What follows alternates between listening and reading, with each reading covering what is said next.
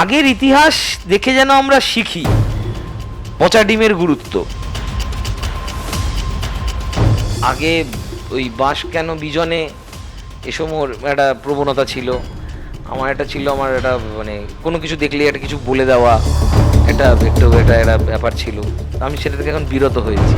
এই টালিগঞ্জ ইন্ডাস্ট্রিতে ক্ষতি আমার অনেকে করেছে, দায়িত্ব নিয়ে করেছে জন্য আমি তো বদলেই আশাবাদী। আমি তো বাংলার একটা কালচার আছে মিনিমাম 15 বছর, 34 বছর, 10 বছর, আমি সবে বিশ্বাসই করি না। আমি তো বদল ইজ ভেরি ভেরি ইম্পর্টেন্ট। এতদিন ইন্ডাস্ট্রিতে এতজনের সাথে কাজ করার অভিজ্ঞতা, সেখানে এখন দাঁড়িয়ে দেব বা জিৎ মানে কার সাথে কাজ করার ইচ্ছে আছে? সুপারস্টার, মেগাস্টার বা আমাদের অনেক ভালো ভালো নতুন অভিনেতারা আছে যারা নতুন নেই, আর অনেক দিনই হয়ে গেছে দেখতে গেলে।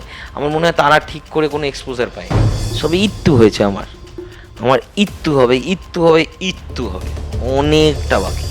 এটা অনেকে জানে না, সেটা হচ্ছে আমি স্ক্রিপ্ট রাইটার হিসেবে তো অনেক স্ক্রিপ্ট লিখেছি, বা প্রথম স্ক্রিপ্ট জীবনের লেখা আলাদা, কিন্তু সব স্ক্রিপ্টে তো প্রডিউসার পাওয়া যায় না। এবং আমার সিনিয়র জুনিয়র অনেক পরিচালকদের দিয়ে একটা পোস্ট করানো হয়েছিল অন্য একজন পরিচালকের বিরুদ্ধে, এবং তাতে মানে অনেক কিছু লিখে ঠিকে ইত্যাদি। আমি ওটা পোস্ট করিনি। পাবলিক ঠিক দেখে, সমস্যা আমাদের। পাবলিক যখন ওই বড় ছবিগুলো বেশি টাকা দিয়ে টিকিট দেখতে যায়, তখন তাদের আবার 2.5 ঘন্টা 3 ঘন্টা না হলে মনে হয় না ছবিটা ঠিক হলো না। কারণ খেয়ে তো আহা আহা বলতে হবে পাবলিককে। সব কিছুরই তো একটা গ্রাফ থাকে না, এ ব্যান্ড ও ব্যান্ড, এইটা হবে না, ওকে নিয়ে কাজ করতে পারবে না, ইত্যাদি ইত্যাদি। আমি তাও ওখানে বলিনি, তার জন্য আমায় ডাকা হলো এবং ডেকে বলা হলো যে আমায় বলতে হবে যে ইন্ডিপেন্ডেন্ট ছবি বলে কিছু হয় না। আমি সেদিনও দাঁড়িয়ে বললাম ঠান্ডা মাথায় এটা বলা যাবে না, কারণ যে পরিচালকরা পোস্ট করেছিলেন তাদের ফেসবুক পোস্টে গিয়ে দেখবেন তারা গালাগালিই খেয়েছিল। সেন্সার বোর্ডে সেন্সিবল লোক দরকার, সেন্সার বোর্ডে আরও সেন্সিবল লোক দরকার আমার মনে হয়। কারণ বললে পুরো গল্পের মানে একদম পিন্ডি চটকে তখন পরমব্রত বলবে কি ঢ্যাম, মানে কি রাইটার রে বাবা, কি ঢ্যাম দুনিয়া। এটা অনেকে রিলেট করতে পারেন। সময় বদলায়, সময়ের সাথে বদলায় মানুষ, আর বদলায় মানুষের মধ্যেকার সম্পর্কের সমীকরণও। দীর্ঘ 13 বছর আগে মুক্তি পাওয়া হাওয়া বদল দর্শকদের মধ্যে বিপুল সাড়া ফেলেছিল। এবার মুক্তি পাচ্ছে আবার হাওয়া বদল। আমাদের সঙ্গে রয়েছে সেই গল্পের লেখক পাবেল। প্রথমেই বলো, কেমন আছো? আমি তো সবসময় ভালো থাকি। আমার একটা অদ্ভুত রোগ, খুব খারাপ অবস্থা, ধরে নাও কাজের খারাপ ব্যাপার যাচ্ছে, বা শরীর খুব খারাপ, আমার মাঝখানে খুব অসুস্থও ছিলাম, অনেক যাবতীয় সমস্যা যায়, আমি অনেক চেষ্টা করেও খারাপ থাকতে পারি না। আমি ঠিক কিছু না কিছু একটা ভালো থাকার কিছু না কিছু পেয়ে যাই, হয় ক্রিকেট, নয় খাওয়া দাওয়া, নয় পুরনো বন্ধুর ফোন, নয় সিনেমা, নয় কিছু না কিছু। আমি সবসময় ভালো থাকি। যেটা বলে শুরু করলাম যে হাওয়া বদল দর্শকদের মধ্যে ব্যাপক জনপ্রিয়তা ফেলেছিল, সেখান থেকে আবার হাওয়া বদল, এরকম ছবি যে ছবিগুলো অলরেডি দর্শকদের মধ্যে যথেষ্ট জনপ্রিয়, সেই রকম ছবি সিকুয়েলের স্ক্রিপ্ট লেখা একটা আলাদা চাপ তো থাকে দর্শক ধরে রাখার, সেইটা কতটা চ্যালেঞ্জিং? আমার চাপ থাকে না। আমার কোনো চাপই থাকে না, কারণ আমি ব্যাপারটাকে না, আমি প্রতিটা সিনেমাকে ইন্ডিভিজুয়ালি ট্রিট করি। হাওয়া বদল 13 বছর আগে যারা দেখেছিল, তার মাঝখান থেকে একটা গোটা যুগ বেরিয়ে গেছে, অনেক হাওয়া বদল হয়ে গেছে। অতএব ওই শুধুমাত্র ওই ছবিটার যেই ইউনিক প্লট পয়েন্টগুলো ছিল বা ইউনিক জিনিসগুলো ছিল, সেগুলো দিয়ে শুধু মানে ওই রান্না করে দিলে জিনিস হবে না, এটা আমরা জানতাম। অফকোর্স হাওয়া বদলের যেটা একটা কমন ব্যাপার, যে জীবন বদল দুজনের, ওই আমি যদি বাবা হতাম, বাবা হতো ছেলে, সোল অল্টারেশন, তো সেটা কমন থাকেই একটা জায়গায়। কিন্তু আর কি কি কীভাবে হয়, এবং দেখতে গেলে এই আবার হাওয়া বদলের পুরোপুরি প্রেক্ষাপটটাই আলাদা। মানে যখন হাওয়া বদল হয়েছে তখন আমি অডিয়েন্স বা স্ক্রিপ্ট রাইটার, মানে একদম ইয়াং ইন্ডাস্ট্রিতে সবাই ঢুকছি, তখন বাবার নাম গান্ধীজি হয়নি, আমার ডিরেক্টোরিয়াল ডেবিউ হয়নি। তো আর আজ যখন আমি লিখছি, আমারই তো জীবন ভেবে দেখাও কত কিছু, এতগুলো ছবি করে টোরে বম্বে টম্বে কলকাতা করে অনেক কিছু পাল্টে গেছে, সবারই পাল্টে গেছে জীবনে।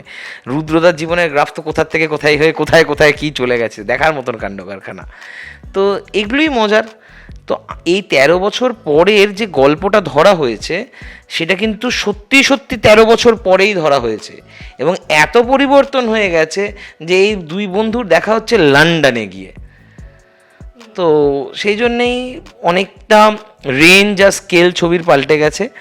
তো সেক্ষেত্রে আমার বিশ্বাস সবার ভালো লাগবে, মজা লাগবে। হ্যাঁ, একটা বাড়তি দায়িত্ব যেটা ছিল, সেটা ছিল আগের বারের হাওয়া বদলে অনেকটা বেশি দুষ্টু দুষ্টু কমেডি বেশি ছিল। হ্যাঁ, দুষ্টু কমেডি অনেক বেশি ছিল, মনে আছে যেসব কমলিকাদির রোল ইত্যাদি সব মনে থাকে।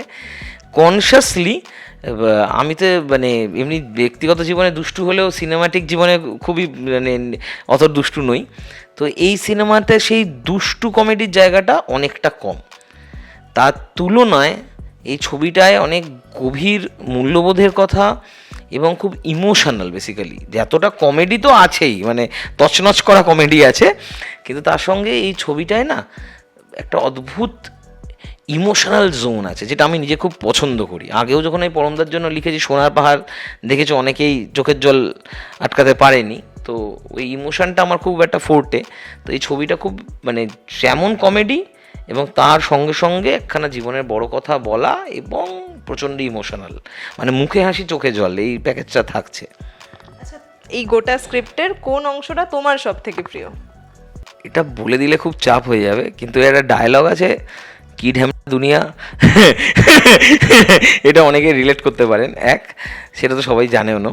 আরেকটা জায়গা আছে আমি যেটা বলছি, সেটা হচ্ছে ওই লাস্টে যখন দেখবেন ট্রেলারে দেখবে আরে ওই সাপের মতন গিয়ে বাঘের মতন উঠবি, কে করবি, ওই জায়গাটা আমার খুব পছন্দের, ওই ফুটবলের ন্যারেটিভটা। আরেকটা বিশেষ করে আরেকটা জায়গা আছে, আর বাবা কাকা সেম সেম, তুই বল না, এই ডায়লগগুলো বলছি, এগুলো ট্রেলারে আছে বলে। কিন্তু এর বাইরেও আমার একটা প্রচণ্ড পছন্দের জায়গা আছে, যেটা ক্লাইম্যাক্সের জাস্ট একটু আগে, প্রি ক্লাইম্যাক্স অ্যান্ড ক্লাইম্যাক্স।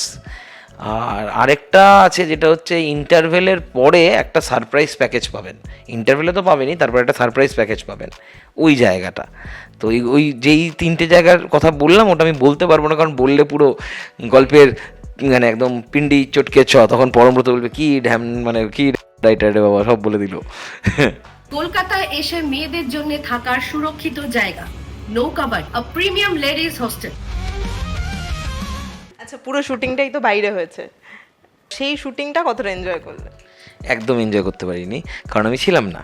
লন্ডনে ওরা শ্যুট করছিল, আমি বম্বেতে আমার একটা হিন্দি ছবির কাজ চলছিল লেখালেখির। তো আমি ওই পুরো সময়টা যখন ওরা লন্ডনে ছিল, আমি সেই সময় বম্বে ছিলাম। তো আমিও কলকাতার বাইরে ছিলাম, ওরাও কলকাতার বাইরে ছিল, কিন্তু আমাদের কোনোভাবে আমি শুটিংয়ে থাকতে পারিনি। কিন্তু তার আগে লেখার সময় থেকে ছিলাম। কিন্তু একটা জানতাম যে রুদ্রদা কেমন করে আমি জানি, পরমদা কেমন করে আমি জানি, এবং বাকি সবারটাই জানার আমার আগ্রহ আছে। বিশেষ করে দুজনকে, একটা হচ্ছে চঞ্চলদাকে দেখার নতুন করে, যিনি আগের ছবিতে বাড়িওয়ালার রোলে অভিনয় করেছিলেন, এবং ওইটা ফেমাস ডায়লগ, হাওয়া বদলে বোধহয় সবচেয়ে ফেমাস ডায়লগ ওটা, যে শিল্পী মানুষ বলে কথা। হ্যাঁ, তো এটা আমরাও আমাদের জীবনে বলতাম। তো চঞ্চলদাকেও নতুন করে দেখার আমার ইচ্ছা আছে, এটা চঞ্চলদার একটা লাইফ টাইম রোল এগেন। আর অনুষা নতুন এসছে, তো অনুষাকেও আশা করি, অনুষার রোলটা খুব ভালো লিখেছি, কাজললতা খুব ভালো লেখা। তো গালাগালি যেমন দিচ্ছে, ওর অনেকগুলো জায়গাও সুন্দর আছে, আশা করি খুব ওকে ভালো লাগবে। কলকাতায় এসে মেয়েদের জন্য থাকার সুরক্ষিত জায়গা নৌকাবাড়ি, আ প্রিমিয়াম লেডিজ হোস্টেল। এবং পরমদার ডিরেকশন, সেই এক্সপিরিয়েন্সটা কেমন পরমদার সাথে কাজ করার? আবার পরমদার সাথে আমি সোনার পাহাড় লিখেছিলাম, তো তারপর আমাদের মধ্যে একখানা মানে একটু গ্যাপ ছিল বেশ এতে। তারপর পরমদাই আমার একদিন ফোন করে, তার মাঝে এমনি কথাবার্তা হচ্ছিল, ফোন করে বললো যে আমি হাওয়া বদল আবার করতে চাইছি, খুব সেন্সিটিভ রাইটার দরকার আমার, তোমাকে লাগবে, তুমি লিখবে? আমি বললাম হ্যাঁ লিখবো। আমি পরমদাকে, আমার প্রথম ছবির সঙ্গে পরমদা জড়িয়ে আছে, তো মানে আমি যখন বাবার নাম গান্ধীজি করছি নিজের ডিরেক্টোরিয়াল, তাতে পরমদা একটা খুব মানে মেন রোলেই ছিল, এবং খুব আমাদের একটা অদ্ভুত সম্পর্ক সেই সময় তৈরি হয়। প্লাস আরেকটা আমার লোভ ছিল, সেই লোভটা হচ্ছে, এটা অনেকে জানে না, সেটা হচ্ছে আমি স্ক্রিপ্ট রাইটার হিসেবে তো অনেক স্ক্রিপ্ট লিখেছি, বা প্রথম স্ক্রিপ্ট জীবনের লেখা আলাদা, কিন্তু সব স্ক্রিপ্টে তো প্রডিউসার পাওয়া যায় না। আমি যে প্রথম লেখা যে স্ক্রিপ্টটায় আমি প্রডিউসার পেয়েছিলাম, তার পরিচালক হচ্ছেন শতরূপা সান্যাল এবং দেবজিৎ ঘোষ, দুজনে মিলে কাজটা করেছিলেন। তো শতরূপাদি প্রথম আমি রোলে একে এটা ভালো লাগবে বলেছিলাম। তো একজন অভিনেতাকে আমায় প্রথম ন্যারেট করতে বলেন, যে একে প্রথম ন্যারেট কর। তো যেই অভিনেতাকে আমি তার রোলটা প্রথম আমার জীবনে মানে ন্যারেট করেছিলাম, সেই ভদ্রলোকের নাম রুদ্রনীল ঘোষ। এবং আমি যেই পরমদা এটা বললো হাওয়া বদল, আমি সঙ্গে সঙ্গে বললাম যে তার মানে কাস্টিং এক থাকবে তো? বললো হ্যাঁ আমি রুদ্র তো থাকবোই, বাকি সবও এই থাকবে, বাচ্চাটা ওকেই নেবো, রাইমাও একই। আমি আছি। কারণ আমি পরিচালক হওয়ার পর থেকে আমার রুদ্রদার সঙ্গে বিভিন্নভাবে মানে কাজ হয়ে ওঠেনি। তো আমি সেটা চাই, কারণ এই টালিগঞ্জ ইন্ডাস্ট্রিতে ক্ষতি আমার অনেকে করেছে, দায়িত্ব নিয়ে করেছে, তাদেরকে আমি খুব একটা ফুটেজ দিতেও চাই না। কিন্তু নিঃস্বার্থভাবে কোনো কিছু চাওয়া পাওয়ার বাইরে গিয়ে যদি আমার কেউ মঙ্গল করে থাকে, আমার ভালো চেয়ে আমায় এগিয়ে দিয়ে থাকে, প্রথম লোকটার নাম রুদ্রনীল ঘোষ, দ্বিতীয় লোকটার নাম রজতাভ দত্ত। হ্যাঁ, এবং আমায় যখন কেউ চিনতও না, পাভেল যখন পাভেলও হয়নি, এটা চুপচাপ কোণে ঘাপটি মেরে আমি দাঁড়িয়ে থাকতাম। হোটেল হিন্দুস্তান ইন্টারন্যাশনাল একটা প্রেস মিডিয়া এতে রুদ্রদা ওপেন মাইকে এসে প্রথম বলেছিল এই ছবিটা আমি করছি এই ছেলেটার জন্য যে লিখেছে।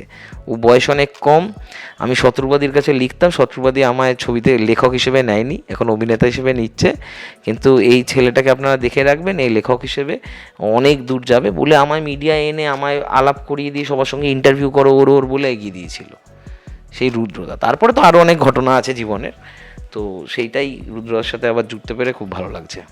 কলকাতায় এসে মেয়েদের জন্য থাকার সুরক্ষিত জায়গা নৌকাবাড়ি, আ প্রিমিয়াম লেডিস হোস্টেল।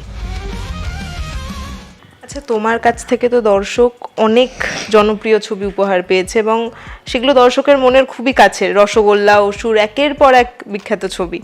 এই জার্নিটা কতটা এনজয় করো? আমি তো সবসময় এনজয় করি খুবই ভাই। এত যে ঘটেছে বা এতটুকু যেটুকু পেয়েছি এইটুকুই মানে অনেক পাওয়া। আমরা যে ব্যাকগ্রাউন্ড থেকে এসছি, যেই সাদামাটা জীবনযাপন, খুবই সাধারণ বাড়ি থেকে উঠে আসা, সেখান থেকে এসে এইসব হওয়া, বম্বে ফিল্মেও কাজ করা, এসব অনেক বড় ব্যাপার স্যাপার আমাদের কাছে। তাও কিন্তু ইটটুকু হয়েছে, সবে ইট্টু হয়েছে আমার ইট্টু হবে, ইট্টু হবে, ইট্টু হবে, অনেকটা বাকি এবং অনেকটা হবে। অনেক কচি বয়সে শুরু করছি তো বৈভব সূর্যবংশীর মতন, তো লাভ আছে এতে, অনেক লম্বা খেলা যায়। মানে এখনও ভাবো আমার দেখতে দেখতে এত বছর কাজ হয়ে গেল, তাতেও এখনও মানে সিংকেটে বাছুরদের দলে ঢুকে যেতে পারি না। কলকাতায় এসে মেয়েদের জন্য থাকার সুরক্ষিত জায়গা নৌকাবাড়ি, আ প্রিমিয়াম লেডিস হোস্টেল। এতদিন ধরে তো স্ক্রিপ্ট লিখছো, মানে আজ থেকে 2-3 বছর আগেও যে দর্শক ছিল তাদেরও বোধহয় এখন আমাদের ধৈর্য তো ভীষণ কম, মানে আমরা 30 সেকেন্ডের একটা রিলও দেখি না পুরোপুরি, হয়তো সেখানে একটা 2 ঘন্টা 2.5 ঘন্টা সিনেমা দর্শকদের হলে বসিয়ে দেখানো। এখন এই স্ক্রিপ্ট লেখার সময় মনে হয় যে দর্শকদেরকে হলে দেখানোর জন্য, বসিয়ে দেখানোর জন্য সিনেমা স্ক্রিপ্ট অন্যরকম হওয়া প্রয়োজন বা আলাদা কিছু থাকা প্রয়োজন, যেটা এতদিন মনে হয়নি। কারণ দর্শকদের ধৈর্য এখন অনেক কমেছে গত 2-3 বছরের তুলনায়। হয়তো সত্যি। আমি তো প্রথম ছবি থেকেই মনে করি যে দর্শকদেরকে প্রতিটা সিনে কিছু না কিছু দিতে হবে, না দিলে বসে না রাখলে হবে না। এবার দর্শকদের ধৈর্যচ্যুতি ঘটেছে তো পরের কথা, সবারই ঘটেছে, তো ওটা অসুবিধার কিছু আমি দেখি না। আমি কি মনে করি না, আসলে ব্যাপারটা হচ্ছে অনেকটা পারসেপশানের মতন। কীরমভাবে, যেমন ধরুন কবির সিং 3 ঘন্টা 5 মিনিটের ছবি, অ্যানিমালও প্রায় ওরম দামড়া একটা ছবি, বা ধরে নাও বাহুবলী বিশাল দামড়া ছবি। তো আসলে টাইমটা অসুবিধা হয় না। কি হয়, পাবলিক যখন ওই বড়ো ছবিগুলো বেশি টাকা দিয়ে টিকিট দেখতে যায়, তখন তাদের আবার 2.5 ঘন্টা 3 ঘন্টা না হলে মনে হয় না ছবিটা ঠিক হলো না, মানে টাকাটা ঠিক উঠলো না জায়গা দেখলে। বড়ো ব্যাপার হলে তখন লম্বা। এবার সাদামাটা ছবি হলে যাতে ওই আড়ম্বরের অভাব, তখন লোকের ধৈর্যচ্যুতি ঘটে হুট করে। তো এবার সেই অনাড়ম্বর ছবিগুলোয় বা যাতে এরম মানে কি বলবো ম্যাগনাম ওপাস ঘন ঘটা নেই, তাতে কি করে অডিয়েন্সকে বসিয়ে রাখতে হবে এবং কতক্ষণ বসিয়ে রাখতে হবে, কতটা অবধি আমরা বসিয়ে রাখতে পারবো, তো সেটা তো আমার মনে হয় ভেবে চিন্তেই কাজ করা উচিত। যে তোমার বাড়িতে কি মানে সরঞ্জাম আছে, কি মানে রান্নাবান্না কি বাজার করে এনেছো, সেই অনুযায়ী তো মেনু সেট করতে হবে, কারণ খেয়ে তো আহা আহা বলতে হবে পাবলিককে, এই আর কি, সেইভাবেই করা। এবং আমি ওইভাবে দেখি না ব্যাপারগুলো যে এর ধৈর্যচ্যুতি ঘটছে, এর এরম করছে। ঠিকঠাক করে ভালো করে বুঝিয়ে অডিয়েন্সকে একটা ভালো গল্প বলতে পারলে, আর তাদের সঙ্গে একবার ওই নারীর যোগটা টাং করে তারটা টানলে পাবলিক দেখে, পাবলিক ঠিক বসে দেখে, পাবলিক ঠিক দেখে। সমস্যা আমাদের, আমি বলছি তো, মানে ভালো ছবি হলে পাবলিক ঠিক দেখে। খুব কম ক্ষেত্রে হয় যে একটা ছবি দারুণ হয়েছে অথচ পাবলিক একদম মুখ ঘুরিয়ে চলে গেল, এরকম হয় না, পাবলিক দেখে, ঠিক দেখে। আচ্ছা, পর্দায় তো শুধু হাওয়া বদল নয়, হাওয়া বদল এবার রাজ্যেও, সেই বিষয়ে কতটা আশাবাদী? আমি তো বদলেই আশাবাদী। আমি তো বাংলার একটা কালচার আছে মিনিমাম 15 বছর, 34 বছর, 10 বছর, আমি সবে বিশ্বাসই করি না। আমি তো বদল ইজ ভেরি ভেরি ইম্পর্ট্যান্ট এবং দরকার। এখন যেই নতুন সরকার এসছে, রাজনীতির ক্ষেত্রেই বলছি, আমি খুবই আশাবাদী বিভিন্ন কারণে। বর্ডারটা দেখছো সুন্দর সিল হচ্ছে, আরও অনেক কিছু ভালো কাজ হচ্ছে। হকার উচ্ছেদটা যদি আমার খুব একটা আমি সাপোর্ট করতে পারিনি, সামহাও আমি পারবো না সাপোর্ট করতে, কিন্তু অনেক পজিটিভ আছে। এবং সবচেয়ে বড় কথা, যেই এই গভর্নমেন্টের ওপর আমার যেটা আশা আছে সেটা হচ্ছে চিরকালীন আগের সরকার প্রায় 15 বছর, তার আগের সরকার 34 বছর ধরে একটা গাওনা গেয়ে যেত যে কেন্দ্র থেকে এটা করে না, কেন্দ্র পাঠায় না, কেন্দ্রর সঙ্গে এই নেই, মানে দুটো সরকার আলাদা ছিল, কেন্দ্র আর রাজ্য। রাজ্য গাওনা গেয়ে যাচ্ছে, কেন্দ্র দিচ্ছে না, কেন্দ্র বলছে রাজ্য চুরি করছে, এই সব চলতো। এখন তো বলার জায়গাই বন্ধ, এখন কোনো সিনই নেই। এখন যে গভর্নমেন্ট কোনো এক্সকিউজ দেবে যে আমি এই সাপোর্ট পাচ্ছি না বা আমার ওটা হচ্ছে না, সেই জায়গাই নেই। একদম পুরো কেন্দ্রীয় সরকার রাজ্য সরকার একসাথে হয়ে গেছে, যেটা বাংলার দরকার ছিল বলে আমার মনে হয়, যেটা প্রচণ্ড দরকার ছিল। যে একটা জায়গায় সারাক্ষণ কনফ্লিক্ট, এটা হতে পারে না। এবার একখানা রাস্তা যখন এত সুন্দর মসৃণ তৈরি হয়েছে, আমি আশায় রাখবো যে বাংলা অনেক এগিয়ে যাবে। যেই ডেফিসিটে আমরা ছিলাম বা যেই একটা ধাক্কায় জায়গায় ছিল, সেটা অনেকটা ভেঙে আশা করা যায় যে অনেকটা এগোবে। এবং আমার সেই আশা আছে, আমার এই অনেকটা আস্থা আছে যে অনেক ভালো কিছু হবে, আমি আশায় আছি। কলকাতায় এসে মেয়েদের জন্য থাকার সুরক্ষিত জায়গা, নৌকাবাড়ি, আ প্রিমিয়াম লেডিস হোস্টেল। রাজ্যের পালাবদলের পর অবধারিতভাবেই টলিউডেও পালাবদল, এবং তারপর একাধিক বিতর্ক ফেডারেশন নিয়ে, ইম্পা নিয়ে। সেই জায়গায় দাঁড়িয়ে কি মনে হয়, কাজ করতে টলিউডে এবার সুবিধা হবে, স্বস্তি পাওয়া যাবে অনেক বেশি? হ্যাঁ, কারণ হচ্ছে যে কিন্তু একটাই বিষয় আছে, এই যে রাজনৈতিক পালাবদলের সাথে সিনেমারও পালাবদল, আমি এগুলো একটু না সিনেমার থেকে রাজনীতিকে না যতটা দূরে সরিয়ে রাখা যায় তত মঙ্গল। সিনেমার থেকে রাজনীতি যত দূরে থাকে তত ভালো, সিনেমার এবং রাজনীতির দুজনেরই। আশা করি যত সিনেমার লোকেদেরকে আগের সরকার নিয়ে গেছিল রাজনীতিতে, তারা কেমন কী কাণ্ড কারখানা ঘটালো আর কেমন ব্যবহারটা করলো সেটা তো আমরা সবাই দেখতে পাচ্ছি, হ্যাঁ, চোখের সামনে পরিষ্কার। তো আমার মনে হয় সিনেমা রাজনীতি যতটা আলাদা থাকা যায় ততটাই মঙ্গল। এবার তার মানে কি সিনেমার লোকেরা রাজনীতি করবে না? যাদের কমিটমেন্ট আছে বা যারা সিরিয়াস তাদের করাই বেটার, কিন্তু সিনেমার থেকে রাজনীতি যত আলাদা থাকে ভালো।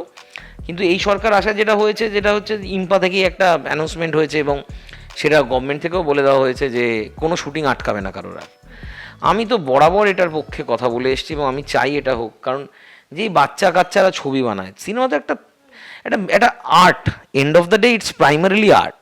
এবার একটা আর্ট যাতে কমার্স প্রচণ্ডভাবে জড়িয়ে আছে, রাইট?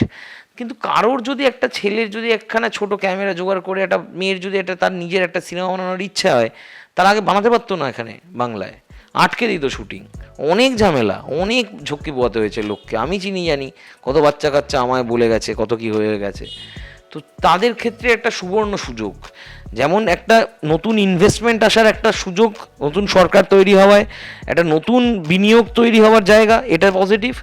তার সঙ্গে সঙ্গে নতুন সিনেমার ভাষা তৈরি হওয়ার একটা সুযোগ, কারণ এখন যে যার মতন ইন্ডিপেন্ডেন্ট সিনেমা নিয়ে পুরোপুরি ঝাঁপিয়ে পড়তে পারে। হয়তো ইউ নেভার নো, 3-4 বছরে বাংলা সিনেমার একটা পুরো অন্য দিগন্ত খুলে যেতে পারে, মিডিয়াম হিসেবে একটা অন্য ওপেনিং পেয়ে যেতে পারে, যে যার মতন করে যদি কাজটা স্বাধীনভাবে করতে পারে, তো সেটাই কাম্য। এবার ফেডারেশন, গিল্ড এগুলো চিরকালীনই একটা গুরুত্বপূর্ণ জায়গা রাখে।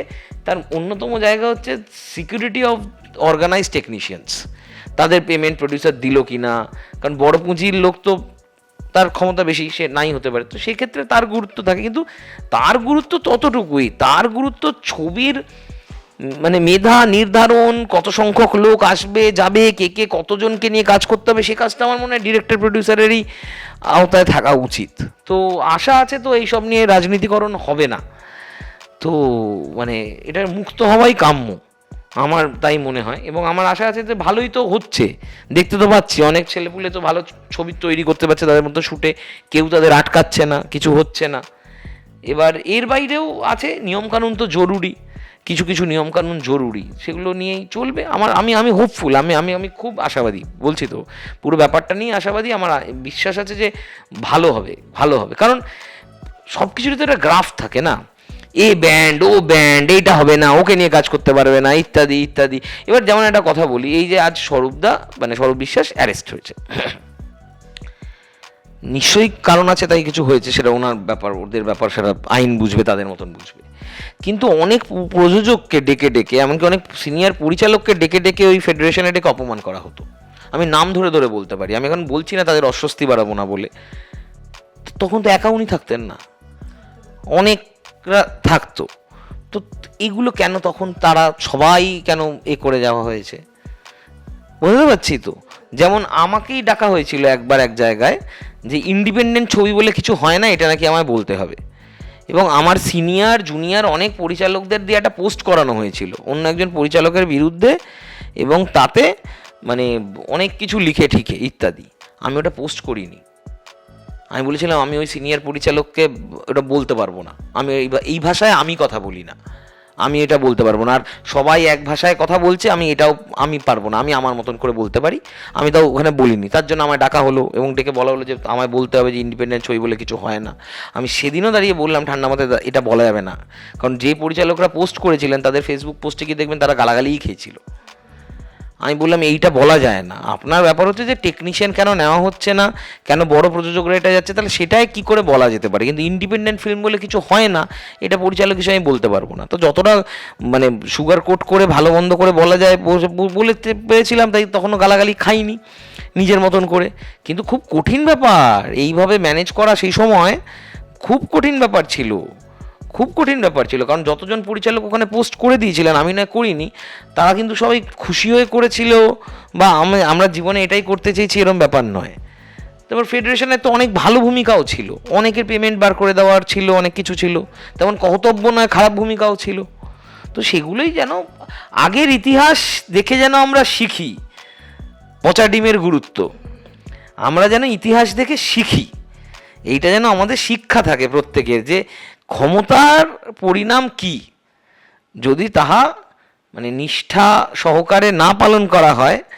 তার আমরা দেখেছি না, ভেবে দেখো, আমরা 2011-তেও একটা সরকারকে হারতে দেখেছিলাম, একজন মুখ্যমন্ত্রীকে হারতে দেখেছিলাম, তার নামে সবাই সশ্রদ্ধায় বলে, বিভিন্ন কারণেই বলে। আর আজকে আমরা এই ডিম কালচার দেখছি, তো কারণেই দেখছি, বিভিন্ন কারণে। তো আমাদের এগুলো বোঝা উচিত আমার মনে হয়। কলকাতায় এসে মেয়েদের জন্য থাকার সুরক্ষিত জায়গা, নৌকাবাড়ি, আ প্রিমিয়াম লেডিজ হোস্টেল। একটু অন্য প্রসঙ্গে আসি, একজন স্ক্রিপ্ট লেখক হিসেবে কিংবা একজন পরিচালক হিসেবে এখনো কি ধরনের গল্প দর্শককে বলা বাকি বলে মনে হয়? অনেক গল্প বলা বাকি।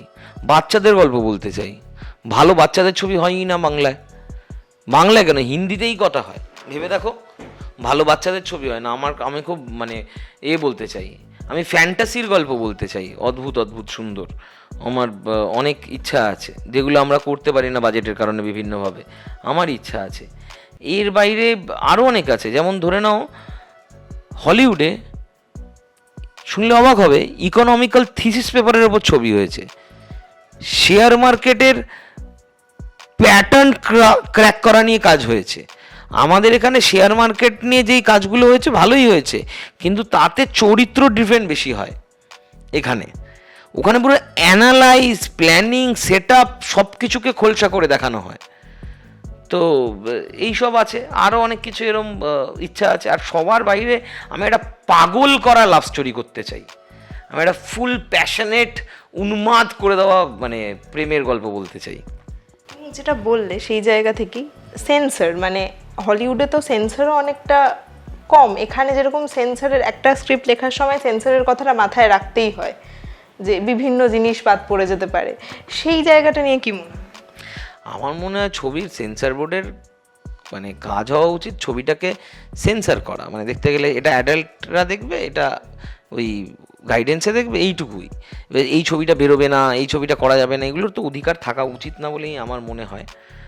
আর সেন্সর বোর্ডে সেন্সিবল লোক দরকার আরও, সেন্সর বোর্ডে আরও সেন্সিবল লোক দরকার আমার মনে হয়। আমাদের সেন্সর বোর্ডে সেন্সিবল লোকেদের আরও জায়গা পাওয়া উচিত, তাহলে তারাও আরও সেন্সিবলি সেন্সর করবেন।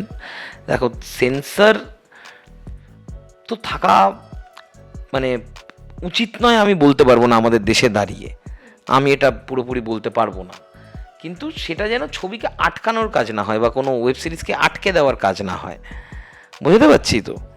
তো এই আর কি। তো এবার একটা মজার ঘটনা, কিছুদিন আগে একটা গান সেন্সার হয়েছিল তার মানে অশ্লীলতার দায়, সেই গানটি।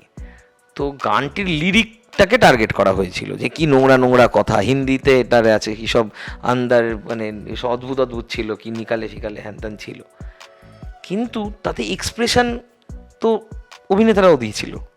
তো তারা কি নাম জেনে বুঝেও এক্সপ্রেশন দিয়েছিল? গানের লিরিক একরকম ছিল, এক্সপ্রেশন আলাদা ছিল, দুটো পরে মেলানো হয়েছে, মিলে গেছে। বোঝাতে পারছি আমি কি ব্যাপারগুলো? তো এগুলোই একটু বোঝার বিষয় আছে, দেখার বিষয় আছে। আর ইন্টেন্টটা ইম্পর্টেন্ট, যে কোন ইন্টেন্টে হচ্ছে। ভালগারিটি বা কোনো কিছু যা আমরা বলে থাকি, আমরা ইন্টেন্ট কিন্তু পরিষ্কার থাকে, ছবি দেখলে ইন্টেন্ট বোঝা যায়। তো সেন্সারের ক্ষেত্রে আমার মনে হয় এই ইন্টেন্টটাকে ইম্পর্টেন্ট দেওয়া উচিত। কলকাতায় এসে মেয়েদের জন্য থাকার সুরক্ষিত জায়গা, নৌকাবাড়ি, আ প্রিমিয়াম লেডিস হোস্টেল। আচ্ছা, তোমার জীবনে কি এরকম কোনো হাওয়া বদল হয়েছে যেটা খুব গুরুত্বপূর্ণ সিদ্ধান্ত নিতে হেল্প করেছে বা নিজের জীবনের কিছু একটা বদলে গেছে? এখন এর মধ্যে